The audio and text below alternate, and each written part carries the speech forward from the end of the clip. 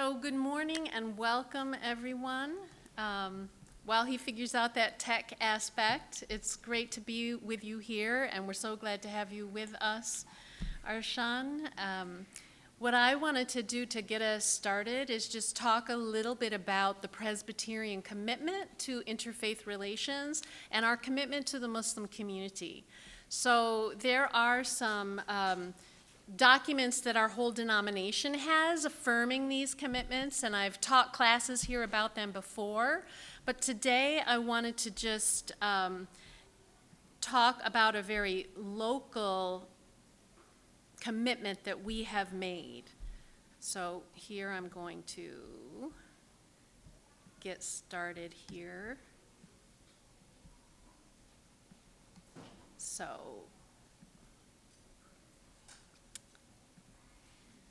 there we go, our commitments to the Muslim community. So the Presbytery of Chicago, this is what I want to talk about. We have made a covenant with the Council of Islamic Organizations of Greater Chicago. And this was worked out a number of years ago. And what I want to do is just bring you that covenant to kind of frame and give a foundation for our welcome to Arshan and the engaged education that we're about to do over the next 3 weeks. So this covenant that we have was created in 2013. So the Reverend Joyce Shin was my predecessor in my position here at the church, and she was part of working out that covenant at the time. And in the covenant, I am just going to give you the words. It's just a couple of paragraphs. I'm going to bring that to us. So we covenanted as communities of faith. We believe that our religions are a rich wellspring from which to draw our commitments to serve, support, and benefit one another. These are the words of our covenant with the local Muslim community. We say our religions teach us that God is the creator and the sustainer of the world, and that responding faithfully to God requires us to commit to serve God's creation. So we worked out these words together, these shared commitments that we could make to each other. Responding to God requires us to strive together for the common good. And then we wrote what that included. The common good includes the care of the earth for generations to come, the pursuit of justice for all, and the protection of our rights to practice and express our faiths as best as we can. And that responding to God requires us to take to heart a genuine concern for the well-being of each other. So we made this statement: only when our neighbor's well-being becomes our own concern can we truly be faithful to God. So our faithfulness is rooted in our genuine care for each other, for our neighbors of other faiths, our neighbors of no faith. But that genuine concern is a reflection of our faithfulness to God. So, consistent with our religious teachings, we commit to stand together for those who are vulnerable and to speak up with those whose voices are not heard. And we commit to teach our children compassion for those whose struggles are different from our own. And we promise to become a force for good for each other and for others outside of this covenant that we had with the Council of Islamic Organizations. So in order to achieve this vision, we recognize that our two communities have a lot of work to do, and with sincere effort, we commit ourselves. We commit ourselves to deepen our understanding of each other's religions. And that's one of the main things we're here to be doing over the next 3 weeks in this study. To recognize that we do not agree on all things, and that's okay. But we're learning to understand where we are similar, where we are different, and to live in that difference with respect and honor, to be good neighbors to each other. We commit to model that respect to each other's religions, and we commit to work together on issues of human equality and justice, social justice, consistent with our religious values. So together we place our trust and our hope in God, that God will bless and guide our efforts, and that God will turn our efforts into a blessing for us, and we hope into a blessing for the world. So that is literally the words of the covenant that we worked out, and the Chicago Presbytery, representing the now 85 congregations from our denomination in the Chicago metro region, signed that with the Council of Islamic Organizations of Greater Chicago signing it, with their many, many, many Muslim organizations that are part of that covenant. So I just wanted to ground our work here in that, and with that, I welcome Arshan to talk to us about Islam.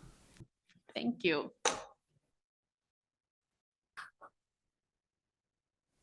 My thesis at the University of Chicago, just to briefly mention it, was a study of the leading interfaith organizations in America. And I studied the Parliament of World Religions, Religions for Peace, Interfaith America. And really the hope of my thesis was to be able to see how different faith communities in America can work together and can live together to create this idea of, what we hope for, the perfect union, as they say. And we would all like to commit to that in our own ways, in our own capacities, in our own tries. And so I wanted to do an introduction, and this is I would like to keep this very open and very relaxed. So, please feel free to jump in and ask questions and engage in terms of, because Islam is an intro to Islam. Whenever I think of it, it's quite an enigmatic thing, and Islam is I would say. Islam has many folds to it, and Islam has developed over the last 1,400 years with different ideologies and thoughts and directions and communities. So before we go deeper, I'm going to begin with a brief introduction of the basic tenets of Islam. And this will kind of I hope this is encapsulating of the core tenets of what makes a person a Muslim or a community a Muslim. This is an intro to Islam. The opening prayer, Al-Fatiha. Muslims say this about in every prayer. So they say it 5 times a day, and they have to do it in every cycle of prayer. We begin with this. And this is kind of the opening chapter of the Quran. It was not the first verse that was revealed in the Islamic tradition, but this is the opening chapter. And so most compilations of the Quran begin with this chapter. It's called Al-Fatiha. And Al-Fatiha comes from the word fatha in Arabic. And fatha is the idea of opening. And most things in the Islamic tradition have, and names like this have a connection to what we called this canon of the names of God. And there is, the widely accepted number is 99, but people add to it, and people usually add to it. And there's debates, 1,000-year-old debates about when people have added to it, where different communities are formed because they've added a name. And so the names of God are extremely important in the Islamic tradition. And so Al-Fatiha comes from God's name, Fath, which means God is victorious, or God is the opener. And so henceforth it's called the opening prayer. It's an interesting thing because Fath is an important, and the opener is an important idea in the Islamic tradition, and especially with the name Al-Fath, the opener. God is Al-Fattah, right? That this name of God, it resonates throughout the Islamic tradition. In Al-Hamra, which is now a museum in Granada, throughout the whole church, it says, La Fatah illa al-Fatah, right? There's no opener except for the opener. And so it's something that's always been deeply connected to the Islamic tradition. And I wanted to mention in terms of the names of God, because the names of God are deeply, very close to Muslims. And our prayers and our approach to religion and God has a deep connection to the names of God. And so just beginning with that. Yes? For those of us that would like to read it, Yes. I don't know about others, but I'm having trouble. Yeah, I'm going to read it out loud now. Yeah, please. Yeah, thank you. Yeah, I'm sorry. I tried to make it look pretty, and it comes with the sacrifice. Yeah, so I'm going to begin this. And I'm going to do it in Arabic, and I'm going to do it in English, and then in Arabic. So it begins, and we begin everything with saying, in the name of God, the most merciful, the most gracious. All praise is due to God alone, the sustainer of all worlds, the most gracious, the dispenser of grace, Lord of the day of judgment. Thee alone do we worship, and unto thee alone do we turn for aid. Guide us to the straight way, the way of those upon whom thou hast bestowed thy blessings, not of those who have been condemned by thee, nor of those who go astray. And so this prayer we repeat at least more than 12 times a day. And I'm going to do it in Arabic just to give a sense of how it feels, how it sounds. So it goes, أعوذ بالله من الشيطان الرجيم بسم الله الرحمن الرحيم الحمد لله رب العالمين الرحمن الرحيم مالك يوم الدين إياك نعبد وإياك نستعين اهدنا الصراط المستقيم صراط الذين أنعمت عليهم غير المغضوب عليهم ولا الضالين. So, and I did cantillation or tajweed, what we call in Islam. It's a really important thing. I usually have. I got to study with some of in Jordan. I got to study with some of the foremost reciters of the Quran. And whenever I'm reciting, I have this fear it'd be that my teacher is going to look at me like, so you missed, because the breath is really important. And I skipped class this morning, so. Okay.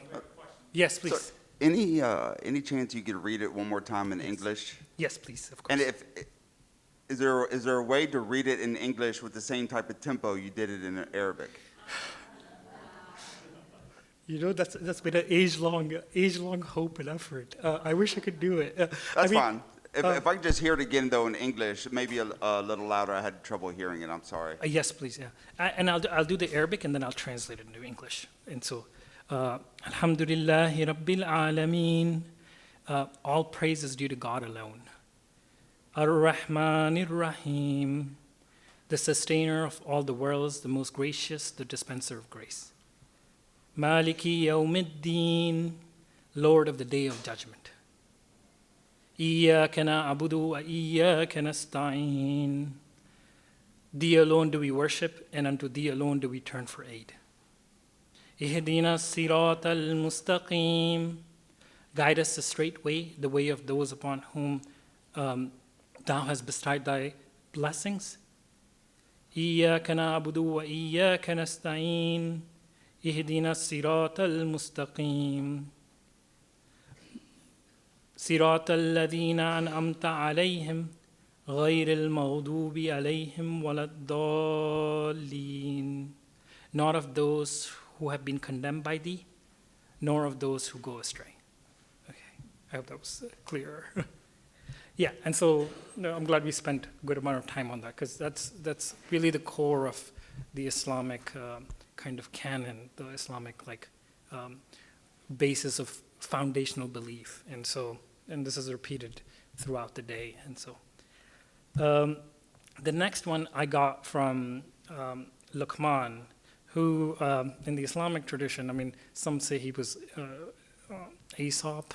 There's a discussion, and this is supposedly Aesop's conversation in the Quran with his son. And kind of, I chose this verse from the Quran because it kind of highlights what I understand to be the core tenets of how a Muslim ought to live in the world. And so I'm going to read that. So Luqman says to his son, and Luqman was not considered a prophet, he was considered a saint. And so, O my dear son, be constant in prayer and enjoin the doing of what is right and forbid the doing of what is wrong. And bear in patience whatever ill may befall thee. This, behold, is something to set one's heart upon. And turn not thy cheek away from people in false pride, and walk not haughtily on earth. For behold, God does not love anyone who out of self-conceit acts in a boastful manner. Hence be modest in thy bearing, and lower thy voice. For behold, the ugliest of voices is that of no, I don't like saying that word, is that of the asses. But yeah, yeah. And so the reason I chose this is because it provides kind of like an outline of what an Islamic life ought to be, and in very simple terms. And he's saying this to his young son. And of course, Luqman was known for his wisdom. And the reason I'm sharing this is because it gives a foundation to what we call Islam as a religion.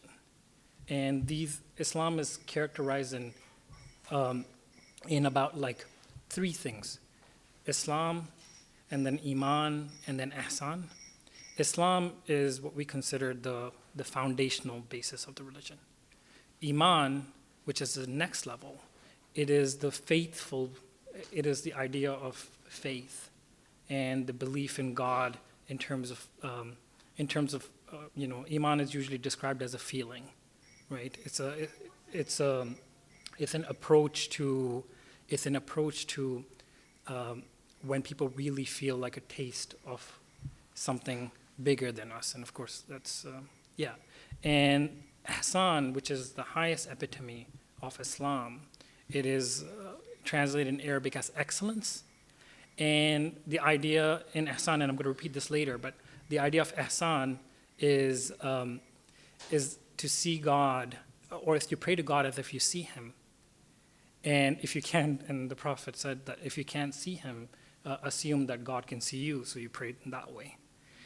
And so that's kind of the epitome, and that describes like this idea of like Islamic creed per se. And I'll come back to that. If there are any questions, please jump in. Yeah. Yes, please, sir. Sorry. Are there different, can people just believe in the different stages, or does it always have to go to the highest stage? I guess the hope is that Muslims will walk to the highest stage, and that kind of there's a transformative journey that one is on throughout life, and that like they would achieve the highest state at some point in life. Then the articles of faith, and I put this before the 5 pillars of Islam. The articles of faith were shared in the same narration, what we call in Islam hadith. Hadith is narration from the Prophet Muhammad, peace be upon him, which have been preserved, and there's a whole process of preservation that exists for those hadith, and so there's different categories, and so this one is considered what we call mutawatir. Mutawatir is a hadith that's agreed upon by all scholars. So there's hadiths that are like not agreed upon, there's discussed and discerned. So the first one is belief in the unity of God. The second one is belief in the angels of God, belief in the prophets of God, belief in the day of resurrection, and then belief in qadar, which is divine predestination. And those 6 are constitute the articles of belief for a Muslim person. Then, so this is Mecca, as you might recognize. And so the pillars of Islam are 5. And you know, so the pillars of Islam, there are 5 pillars. The first one is faith in God, shahada, that you believe in the oneness of God, or you believe in God. The second one is 5 daily prayers, which is most Muslims you will probably see around the world. They do it, you know, scrambling sometimes, you know, and 5 daily prayers are really important, and it's obligatory. So I prayed in back of airports and planes, and you know, and so then obligatory almsgiving, zakat. Zakat is different than charity. Zakat is charity, but zakat is obligatory, and every Muslim has to give about 2.5% of their liquid assets every year. And so they do that once a year, and usually people do it in Ramadan, and they have to give this of liquid assets, of net left liquid assets. Then fasting in Ramadan is an obligation in the Islamic tradition for 30 days or 29, depending on the year, and most people whoever is able to should fast. If you can't fast, the rulings are to feed at least 70 people, or I'll leave. There's another one, but it's not relevant to time, I guess. But to feed 70 people. And the final one is Hajj, which is the pilgrimage to Mecca, and we saw a picture of it. Of Muslims doing the tawaf, and the Muslim community believes that that house was built by Abraham, so the idea is that for most Muslims is like their deepest connection to the Abrahamic tradition, that return to that place in Mecca, and on the side of the Kaaba there's something called the Station of Abraham.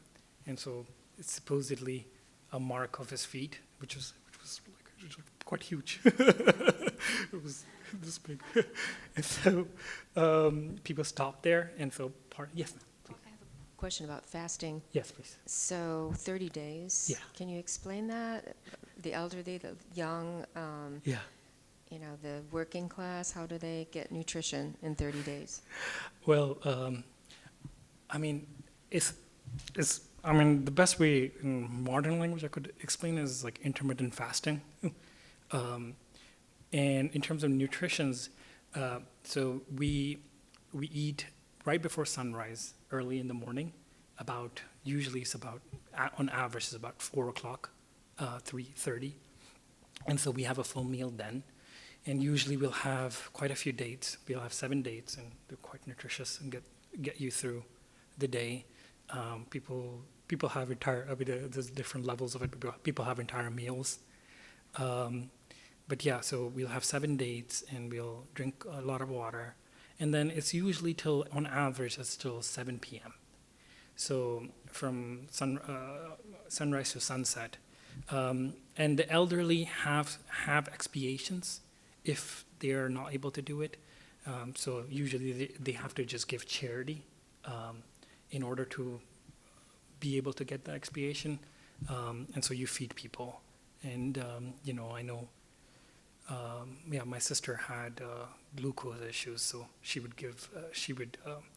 my mom would feed on our behalf a certain amount of people every day. And so that's what people do but it is obligatory, and it is required. So people try to do it as much as they can. If they can't, then there's ways to expiate the obligation. Yeah, yeah.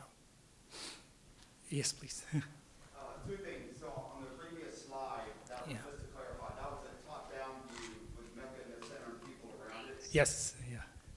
And then the 5 daily prayers, is it accurate that you have to point somewhere directionally when you pray? Yeah, you have to pray face towards Mecca. It used to be before, in the beginning of the Islamic tradition, it was towards Jerusalem, and somewhere in the middle, it was changed to Mecca. And so there is actually a mosque in Mecca called Qiblatain, and so Qibla is the direction we face, and Tain in Arabic means like two Qiblas.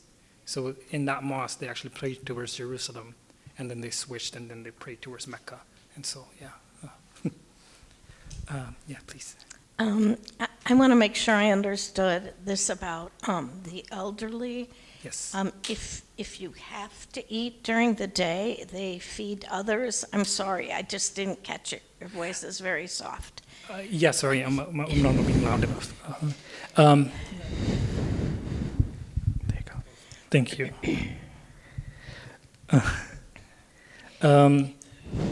So in terms of the elderly, what I was saying was if they have to break their fast and if they can't fast, instead of fasting, they just usually feed giveaway charity Okay. instead of fasting. Yeah, if it's very hard for them. Yeah, so. Yeah. And I also have this question. When they pray their 5 prayers, Yes. do they sit on a special beaded, what is that about? On the floor, you mean the? Or in the chair? I taught in an Arab school, and the principal sat on Yes. in the chair. Yeah, yeah. So if you can't do the actions in terms of like physically carry it out, then you're able to sit on a chair, and yeah. And so there's different level. I mean, the final level, according to the Prophet, was if you can't move your body, then pray with your eyes, and so you can do the prayers with your And eyes. so this Yeah. beaded thing isn't anything special. It's just a beaded mat. Yeah, yeah, yeah. Okay. Yeah, I mean, usually Muslims will pray on a prayer mat, and just because of like they want to pray on like a clean surface, and so usually people will carry that with them. And when they pay their 2.5%, Yeah. does it are they assigned to mosques? Like it goes to mosque, or does it just go anywhere? Anywhere, yeah. So the 2.5% it's a very specific thing, and so the idea in the Quran is that 2.5% has to be given from a person who's able to a person who is not able, and so usually mosques will, even if mosques receive it, they are not able to use it for their own infrastructure or so on and so forth. It has to go to a family who needs it financially. Yeah, yeah. Yes, please. Sorry. Predestination in Christianity is a little controversial. Yes. Is it also in Islam? Yeah. Good. It's a deep topic. I have a question about the 5 prayers. Are they specific times during the day, or is it just so many hours between the prayers? Yeah, it's according to the movement of the sun. So the first one is at sunrise. The second one is at the zenith of the sun. The third one is halfway, and there's a difference of opinion. So some people pray half an hour later, but halfway between sunset and zenith of the sun. The fourth one is at sunset, and the fifth one is when there's no remnant light in the sky. So yeah, I think. Yeah. Yes, please. How are the dates of Ramadan determined? So the Islamic. Yeah, repeat that one, please. Yeah. How are the dates of Ramadan determined? So like the Hebrew calendar, the Islamic calendar is lunar, and Ramadan, it's based on the lunar calendar, and so the lunar calendar compared to, moves 10 days closer every year, And so each year Ramadan, and so usually there's a special event, which in the olden era was kind of it was like a huge celebration or of sighting the moon, and most Muslims still in the deserts in like Mauritania and Egypt and things like that, they still sight the moon every month. And so Ramadan begins as soon as the first citation of the naked eye happens. In America, the Islamic Society in North America, which I work for, has a calculative method, but that's a very long discussion that has been held in the Muslim community of difference of opinion. Yeah. I see we have a question online, Yes. and so Christopher wrote, I attended a Friday service at the Islamic Community Center, and the imam during the sermon stated that Muslims must not fight against Muslims. We all know about the Middle East, Iran versus Iraq, etc. What does the Quran say about this? So Muslims must not? Must not fight against Muslims. Yes, absolutely. Wow. Yeah, beautiful question. I mean, it's forbidden in the Islamic canon. And I mean, probably it's forbidden probably even against not Muslims in the way the question was phrased. I guess the idea is that this is a, I guess, unfortunate condition. But that like ihsan level that I was describing earlier, the hope is that that's not only a transformation in terms of like obligations of Islam, but like ihsan, in my understanding and most scholars, that ihsan is like an attainment of a certain humanity, and a certain humility and a modesty, and we hope that as Muslims, that would become more and more prevalent. But yeah, I guess it's a deeper discussion, but absolutely it is. I would say it's forbidden and it shouldn't happen. And yeah, yes. Are the 5 daily prayers, are they scripted, and if they are scripted, is there a different one for the different times? Yeah, so, yes, I will, yeah. He's asking if the 5 daily prayers are scripted, and and what are the differences in the different prayers during in regards to all the 5 prayers. They're scripted. You usually recite 2 chapters of the Quran per cycle of prayer, and the number of cycles of prayer changes. So you do the shortest in the morning because it's harder, and then you do longer throughout the day, and the last prayer is also long. So, but yeah, they're scripted. Yeah. But you can make a personal prayer at the end of prayer. Yeah. We have another question online. Do women perform the 5 daily prayers? They do. Yeah, women perform the 5 daily prayers. It's. I guess I can. There was the Quran in the beginning used a language of when God was commanding things in the beginning. He used the language he, and so the women in Mecca, they came to the Prophet and say, "Why does God only refer to he?" And so it was a protestation.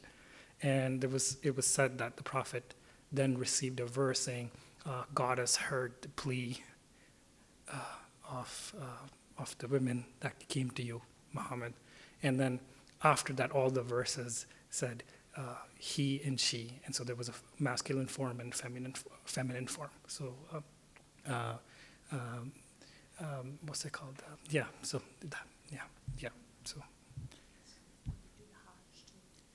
And do women do the Hajj as well? yes, they do. Yeah, so women do, they have to do, they do everything that men are meant to do. They are equal participants in the Quran. The way it probably translates in the world probably needs a lot of work, but in the Quran and the Prophet, it was all of it was equal. Most of the hadith, actually, the prophetic narrations in the Islamic canons, the scholarship of Islam, were preserved by the wife of the Prophet, Aisha. So she was considered the foremost scholar of the hadith tradition for hundreds of years. And so, yeah. Yes.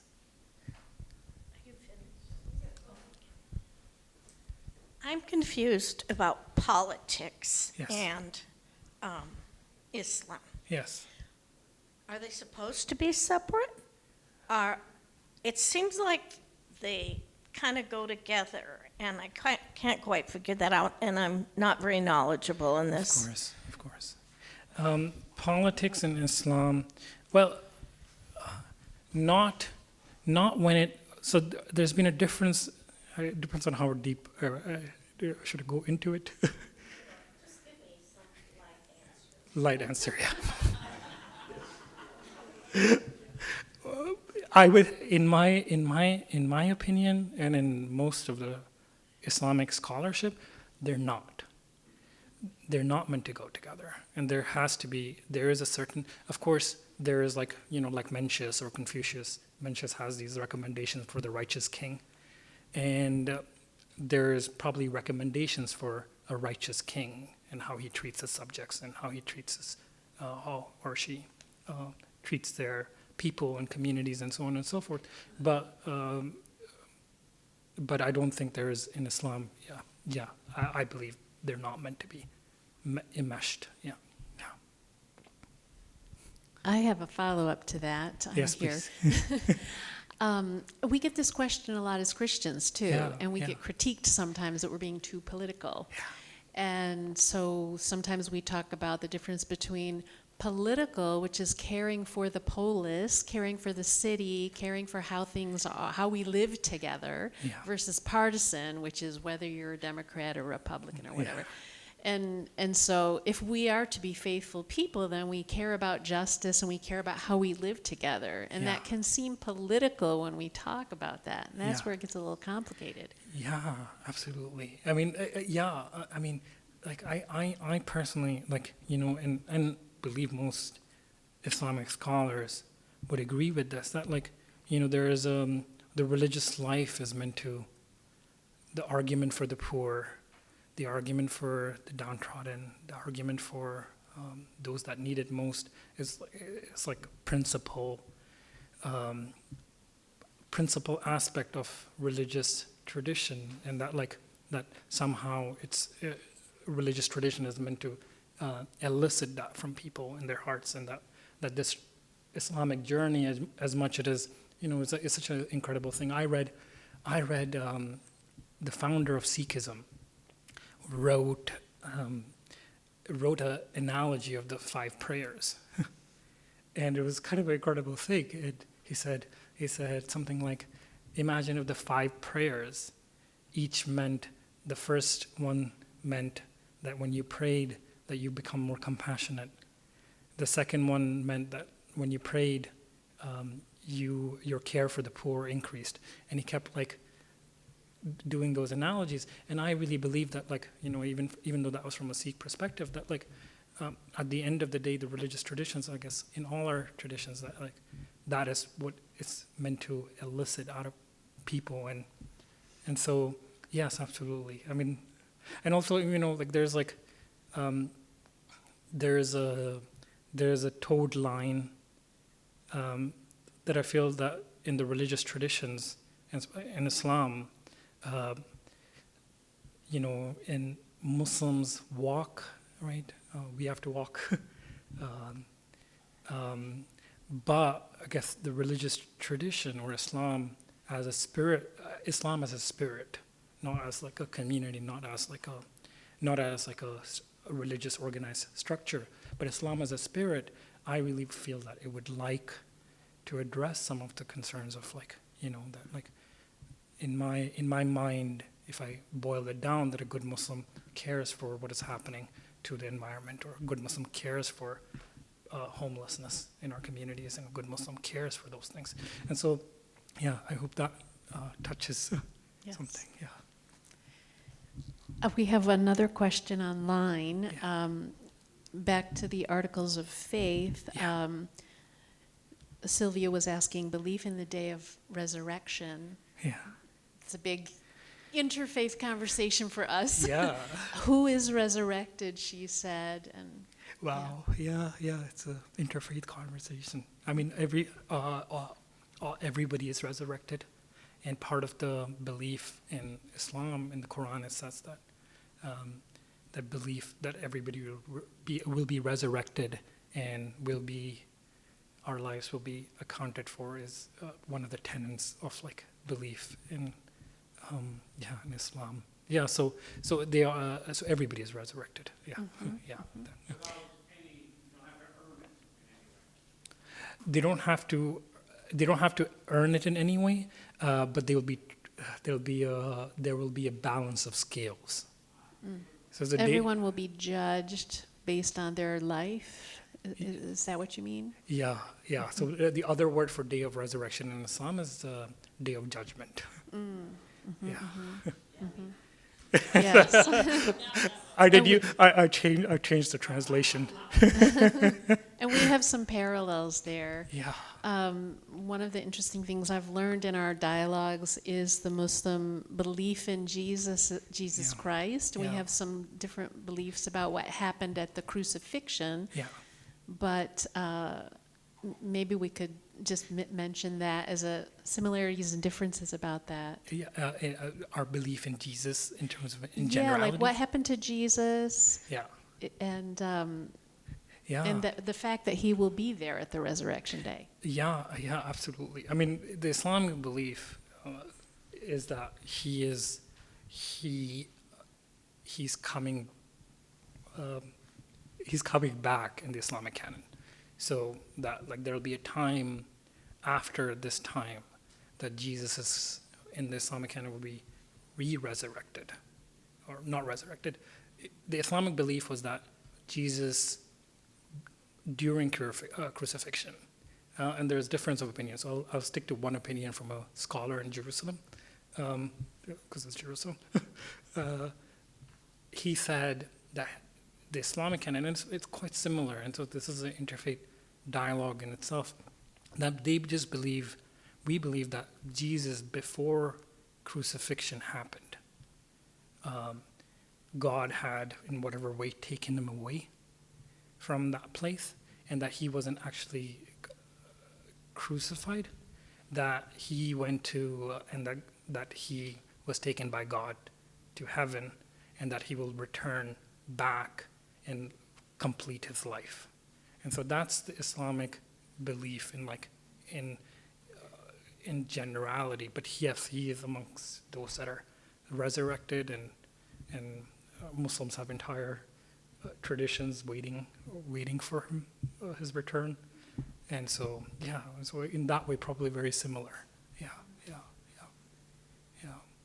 And Jesus, I'll just add that Jesus in Islam is also is the word of, it's considered Ruh Allah, which it means the Spirit of God. The Prophet was named Habib Allah, which was the beloved of God, and Jesus was named Ruh Allah, which is the Spirit of God. And so that in terms of like the Islamic tradition, Islam very much believes that Jesus is the Word of God and it's the Spirit of God. And so that is absolutely there.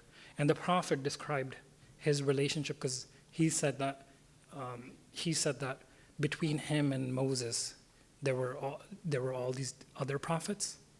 He used to say, me and Jesus in the Islamic, and that's why there's affinity between Muslims and Christians in the Muslim world or throughout the world, because the Prophet used to say, me and Isa are like this, or me and Jesus are like this. And he would show his finger, and he would say, for every prophet other than Jesus, there was somebody in the middle, and me and Jesus, and so he would always describe it like this. And so that is something that's very deeply cherished, and Muslims hold that very deeply. Yeah. Sir. Yes, in your articles of faith, the first one is belief in the unity of God. Yeah. What does unity of God mean? I mean, there's like entire canons of discussions on this. I mean, if you ask a Rumi, it goes into another whole aspect. But the unity of God it's much discussed, especially in the esoteric traditions in the Islamic canon. Esoteric traditions, as in the Sufism or Tasawwuf, what we call Tasawwuf or Sufism. In there's a whole discussion about the unity of God. In the basic Islam, basic Islamic tenet, unity of God just means that God is one, and God has two names in the 99 names of God. One is called Wahid.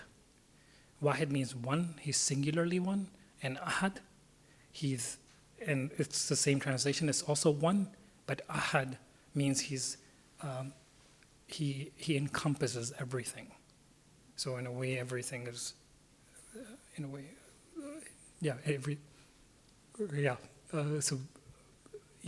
Arabi has things that he says about this, but Sufi scholars have much discussed this. But the idea is that one is that God encompasses everything, and then one is that God is singularly one, if that makes sense. Yeah. Yeah. There's a question there. Yeah.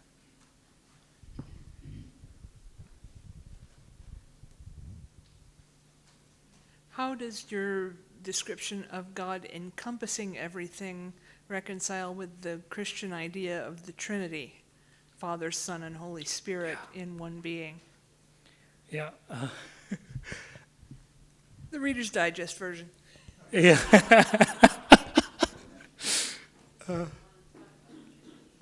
Yeah. I mean, Trinity, trivium.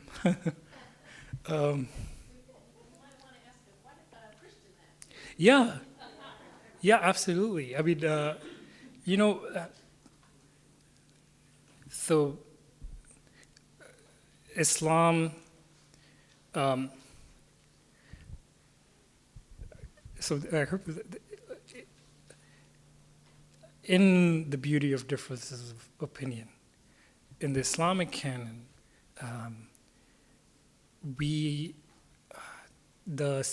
idea of Jesus being the Son of God,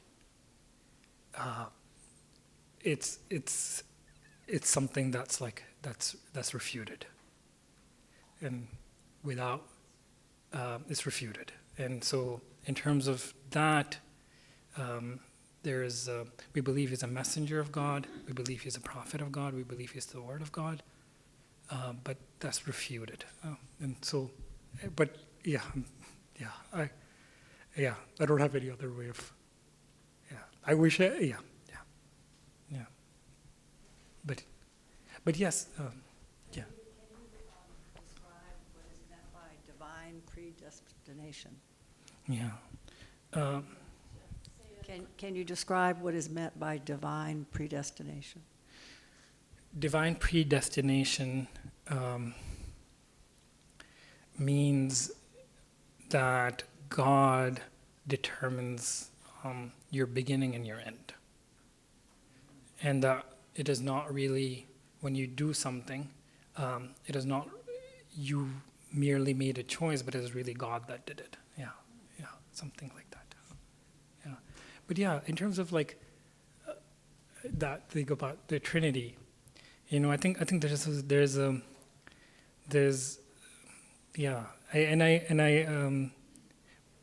perhaps maybe I could ask, like, how do you view it?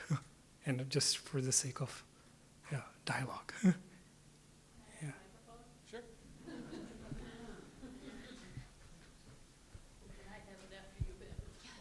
Yeah. Thank you. Yeah, we're really getting into the dialogue aspects here, which is fabulous. Yeah. As you mentioned before, predestination is controversial in the Muslim community, and it's controversial in the Christian community too.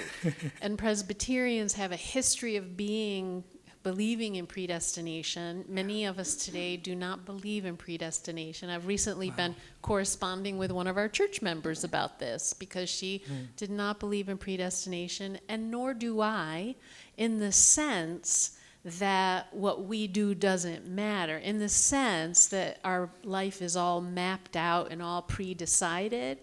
I don't believe in that as a Presbyterian. In the sense that God has some kind of ultimate control, yes, I believe in that God is guiding us and nudging us. But I believe what we do and how we act matters. I think most Muslims also believe that too. Yeah. Would you say? Yeah, absolutely. Yeah. I mean, I would say it's like it's the predestination concept, as probably shared with Christianity, is that it's more about like the brilliance of God rather than like something to do with like humanity in a way. That like the prophet said, whatever you think of God, God is not. And so the idea is that like he knows something that we don't, yet we make choices within that. But Yes. he's cooler and better. Yeah, and I think we have a parallel in Christianity Yeah. too. John Calvin is one of our spiritual ancestors, and he's credited with, I don't know if he came up with this idea or he just advocated for predestination, but he was in a context where the Catholic priests were saying people could buy their way into heaven by paying the priests. Wow. And John Calvin was like, no. Only God can decide. So similar to what you're saying, it's about God's ultimate power, Yeah. so much more than human power, but it's not helpful to think that means our choices don't matter. Yeah. It's just a different focus. Yeah, absolutely. I mean, there's like, in our traditions, sometimes there's a thing of lineage, bloodline. And, and it's always a discussion that like somebody who thinks that they are born in the bloodline of the prophet, that they're okay. And so there's a very deep refutation within scholarship of like, no, that's probably not how it works. Yeah. I didn't answer your question about Trinity. I know we're getting toward the end of our time, and if you wanted to say a few more things, or we can go on the Trinity talk. Yeah. Or another question. Or perhaps we could begin with that next week, because we're doing Christianity and Islam. Is that right? Oh, wow, yeah. Questions? I understand that you have some restrictions, dietary restrictions, such as not eating pork. Yes. And what is the basis of that? The basis of the Quran just says, don't eat pork. Yeah. Do not eat swine, do not eat blood. And we try to rationalize it, like, no, I don't think it's very rational. It's just the Quran said it, and so, yeah. I have one more question about predestination. Yes, I'm please. wondering where that idea started in Islam. And in Christianity, there was controversy from the very start. Yeah. I mean, St. Paul contradicted Jesus and Jesus' brother James Yeah. about whether your actions matter. Paul saying, oh, no, we're all just dirt, and nothing we do matters. And Jesus saying, you're only saved by your actions. Paul saying, you're only saved by faith. So this runs deep, this idea of predestination. Like, one is a very negative view, Yeah. it seems. And I wonder if there was controversy from the start. And where did this start? Did it start with Muhammad? I wouldn't. So the Prophet Muhammad, there are traditions that came after the prophet, and especially in Sufism, this idea of predestination is like really important. And they have like entire there's like just on predestination there are like volumes and volumes of books. The Sufis believe in predestination? The Sufis believe in good action and that like they are meant to be transformed and so on and so forth, that they have some responsibility, but they think because God is always wiser and God is always knows more and more knowledgeable, that he is going to it's not that like the actions don't matter. It's like it's not as much about human action as much as it's their like contemplative like journey towards like in that like Augustinian way of trying to like talk about God, that God is always more like God is always more beautiful and always more loving and always more caring, and that like in a way where that like because he knows better or he knows more, that the human being that so the Sufis, I mean, it's kind of an incredible thing. That's what they do, is they actually say that like because God cares for the human being so much, that like he couldn't leave them by their own self. And so yeah, but they get to make a choice, but that like because he cares so much, he like fills in where like their purview is not there. Yeah, yeah. Rumi used to talk about this and like go into this like state, and predestination specifically, he used to go into the state where he would talk about it and then start like whirling because he was so like taken aback by this like concept. So they like spent a lot of time on it. Muslims in general, we don't like the general Muslim population. It's almost like, because this is so like almost like theologically that's the word, jurisprudically it's so like it touches so many things. Most Muslims are like, scholars recommend not to even touch it because it's so like bewildering. Yeah. Is there a similar thought? Because one of the struggles I have or that I think about is, and this is probably a gross relation, but I think about, is God a micromanager or macro manager? Yeah. And I find myself not committing to one or the other, but I don't know, is that something that on the Islamic side there's a similar? Yeah, and there are debates about this, but it's like in the Quran it says we have a tight grip over everything, and so when it says that, the thought that goes through one is that we have a tight grip over everything, and that like each individual life, that means that God has a tight grip over everything. In terms of the human being, they perhaps have like a choice, they have a choice with it. But it's kind of like the idea is that because, so there are two names of God, which are both the most merciful. One is Ar-Rahman, and Ar-Rahman is like encompassing mercy. The God is mercy, and it like covers everything. The second one is Ar-Rahim, which is more specific. Ar-Rahim is also the most merciful, but it's individualized through individual people. And that like God is Ar-Rahim in like each person's life. And he's like the most merciful in each person's life. And henceforth that like he is wanting the best for each person in each moment. And so he is gonna like, the idea that, according to the scholars, was that he would throw different things in their life, sometimes hardship, to like bring them back, sometimes like joy, but like the idea is that he is like throwing those things so that like they would make a choice, and he's like, but people make their choices, but that he is like, he's playing some role in trying to like do something, I guess. Yeah. When there is a disagreement or a gray area in Islam, who do Islamic people look to in the world today for leadership or for guidance and how to interpret it? Yeah, I mean, this is something that's oft discussed about. You know, the institutional Islamic frameworks from the old world slowly have eroded. You know, Azhar, Egypt. I mean, Yemen and Syria were two of the strongholds of Islamic education, and them falling into war and so on and so forth, and especially Syria. Damascus was considered a center. So those things create an issue of ordinance, of like who is the authority, who gives the answer. Back in the day, for example, in the Ottoman Empire, you had something called a Sheikh al-Islam. But the Sheikh al-Islam was somebody that the Ottomans referred to for making like jurisprudic decisions. since the Ottoman Empire, there hasn't probably been a Sheikh al-Islam in the world. So 1917 was the last time. But it's like,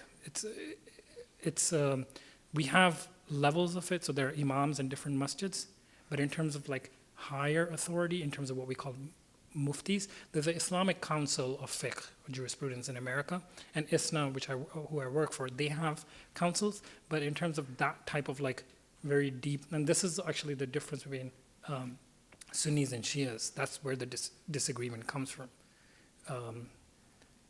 It's very small, people make it bigger than it is, but it's really just a jurisprudence of what it means to have jurisprudence in the modern world. So some of the Shia scholars believe that like there's who gets to interpret what is right for this time.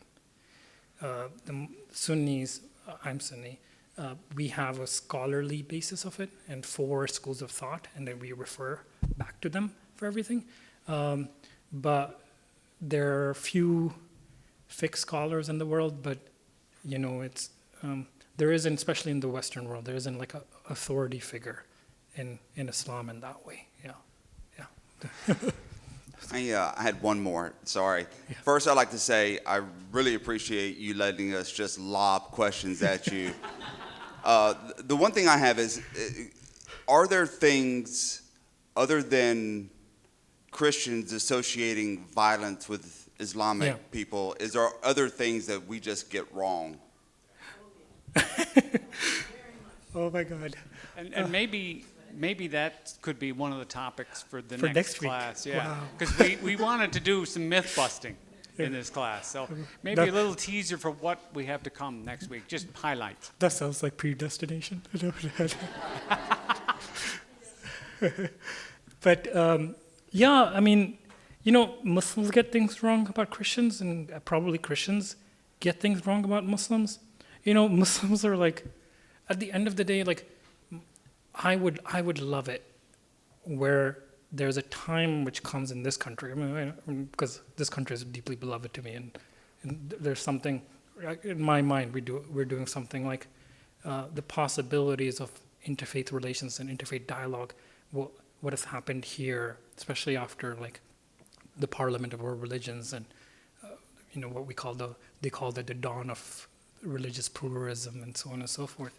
That like there's something possible here in ways that perhaps wasn't possible in the olden world, because people still hold on to certain things very strongly, and that like, and for Muslims too, that like they have a chance here, that they are re-exploring their faith, they're retesting these boundaries, they're trying to understand what does it mean to be both good Muslims but also conscientious Muslims who care for more than ourselves and who care for other communities. So I would say there's things, of course, Christians misunderstand. I mean, I would like to like, but also I guess we have, you know, to be rightful. Like we have homework too in the Muslim community, and I hope we do our homework as well.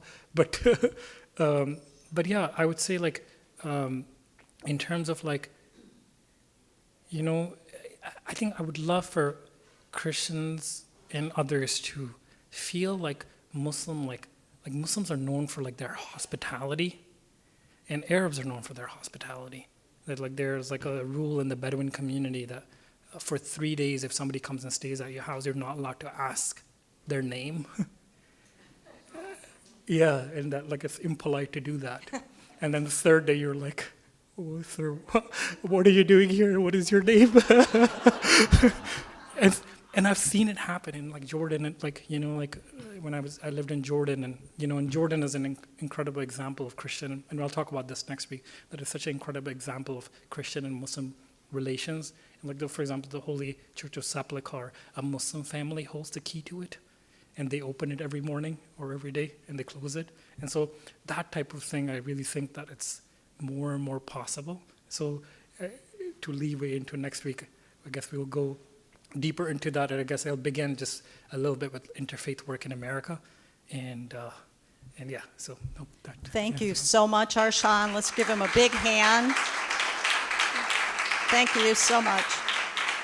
And we look forward to continuing the discussion next week. Thank you all.